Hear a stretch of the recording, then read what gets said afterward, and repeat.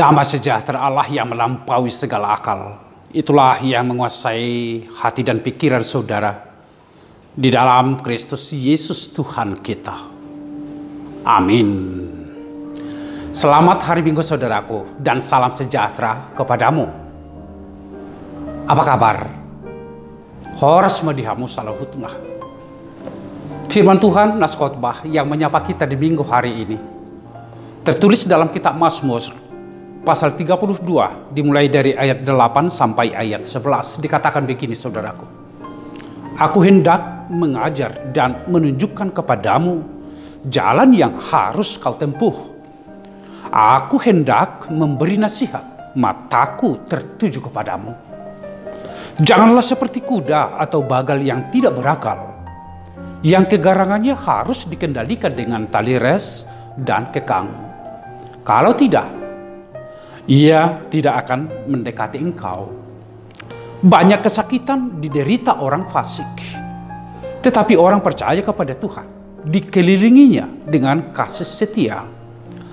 Bersukacitalah dalam Tuhan dan bersorak-soraklah, hai orang-orang benar. Bersorak-sorailah, hai orang-orang jujur. Sekali lagi ayat 11 ini akan saya bacakan kepadamu saudaraku.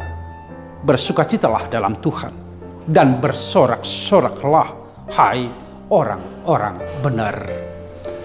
Saudaraku, hari ini kita sudah tiba di minggu Letare. Letare itu berarti bersukacitalah.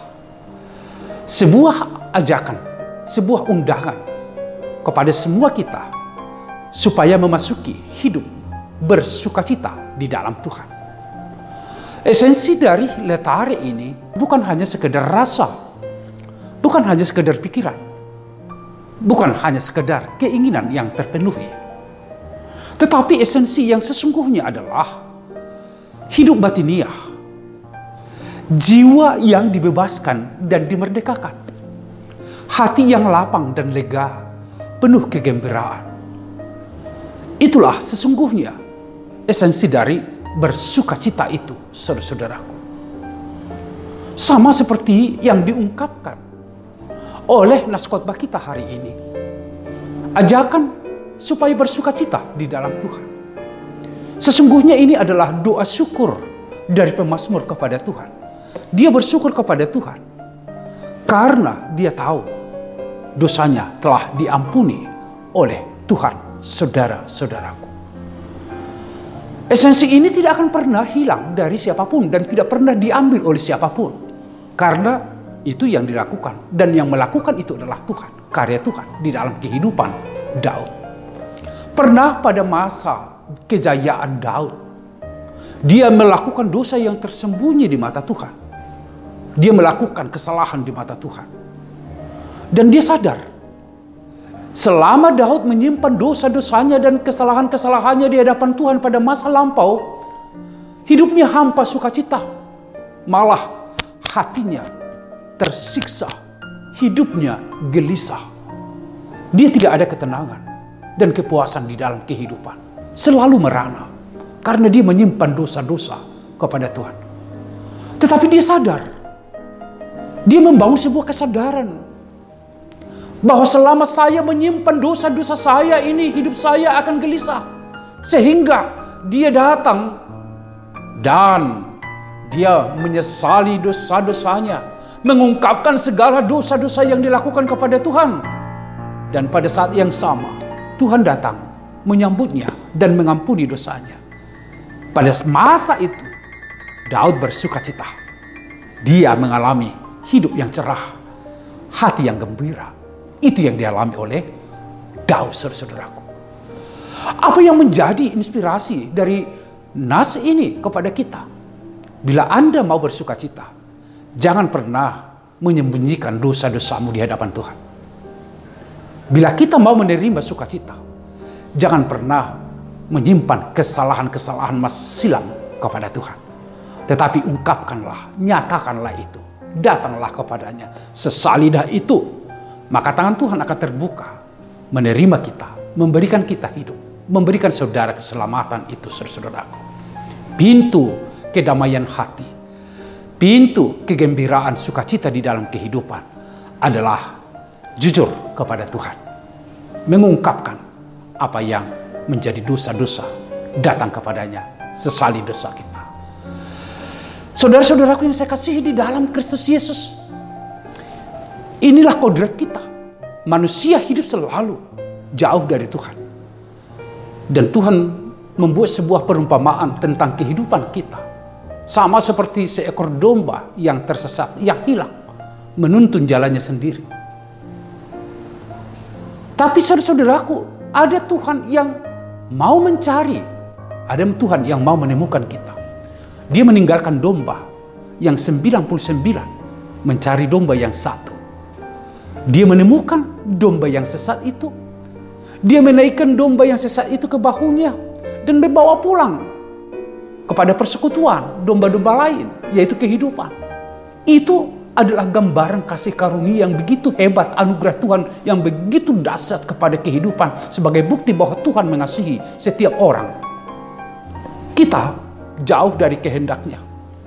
Kita digambarkan sebagai domba yang sesat itu, melakukan kehendak kita sendiri, melakukan dosa-dosa, menyimpan segala kesalahan-kesalahan jauh dari kehendak Tuhan. Tetapi Tuhan tidak mau. Apabila kita terus tersesat, Dia datang mencari kita. Dia menemukan kita. Dan Dia mengangkat kita, saudaraku, memasukkan kita kepada kehidupan di mana sukacita itu ada, yaitu kerajaan surgawi, saudaraku.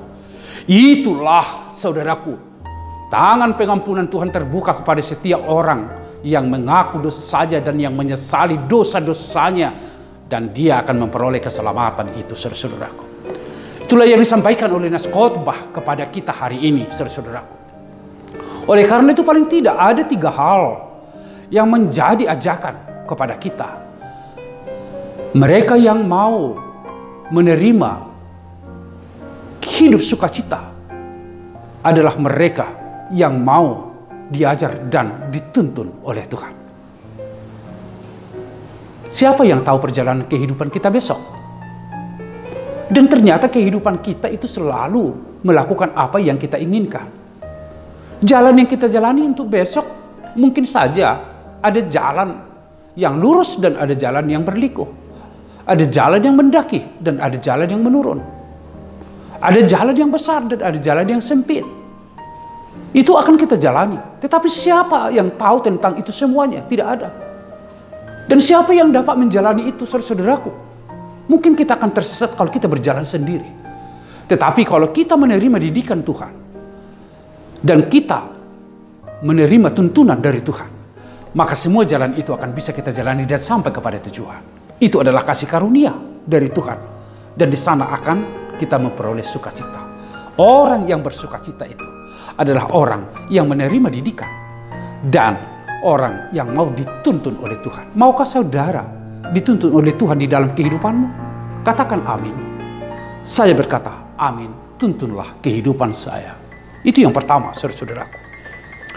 Yang kedua, orang yang bersukacita itu, saudaraku, adalah orang yang mampu menguasai dirinya. Orang yang dapat mengendalikan dirinya.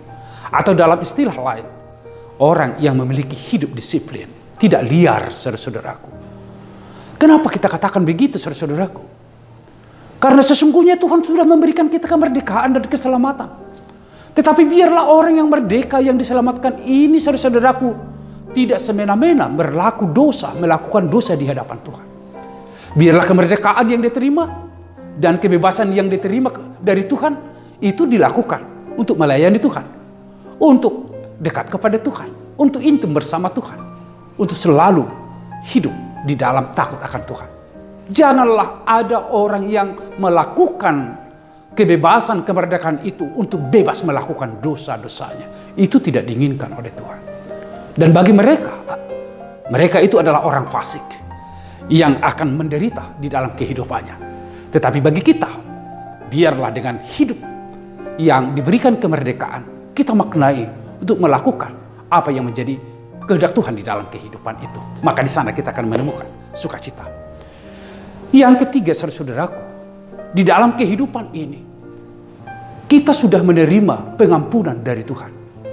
Pengampunan itu, saudaraku, dilakukan Bukan tanpa pengorbanan.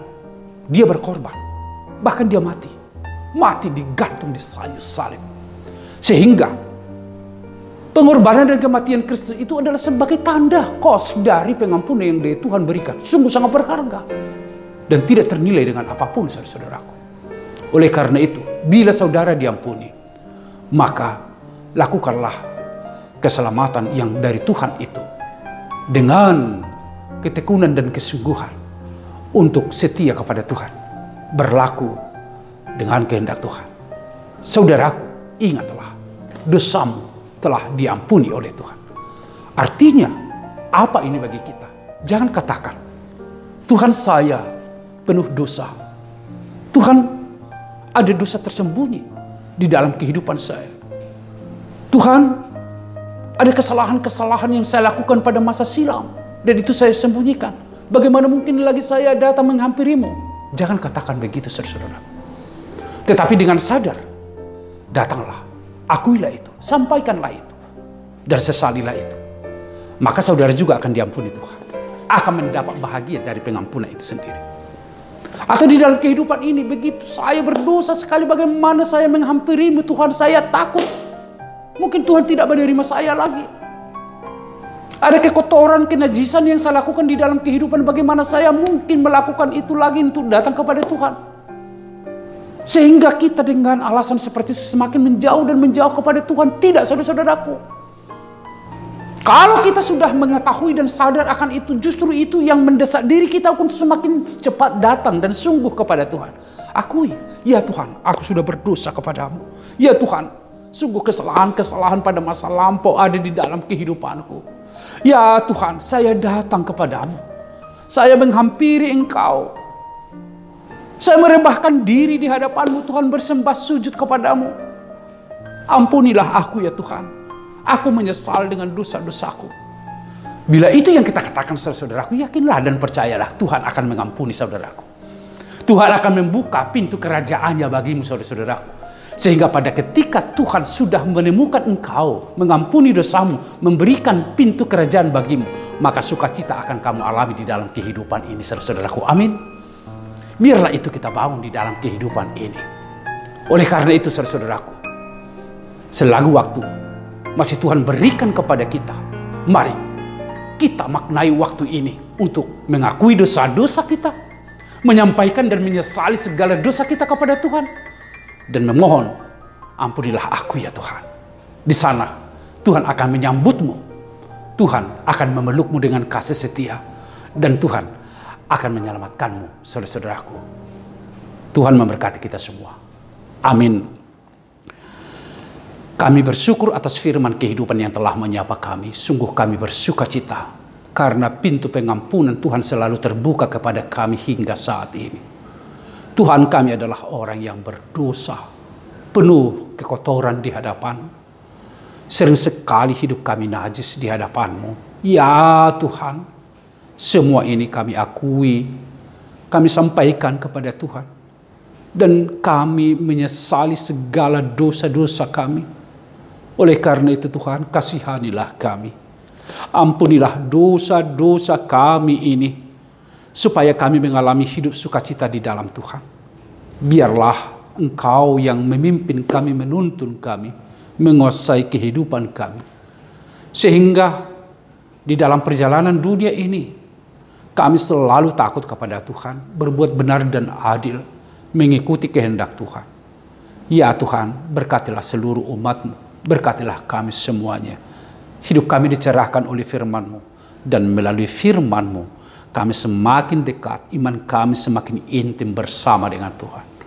Terpujilah Engkau di dalam Yesus Kristus. Amin. Tuhan memberkati engkau dan melindungi engkau. Tuhan menyinari engkau dengan wajah-Nya dan memberi engkau kasih karunia. Tuhan menghadapkan wajah-Nya kepadamu dan memberi engkau damai sejahtera. Amin. Bersukacitalah di dalam Tuhan, saudaraku, karena dosamu telah diampuni. Selamat hari Minggu. Tuhan memberkati kita semua.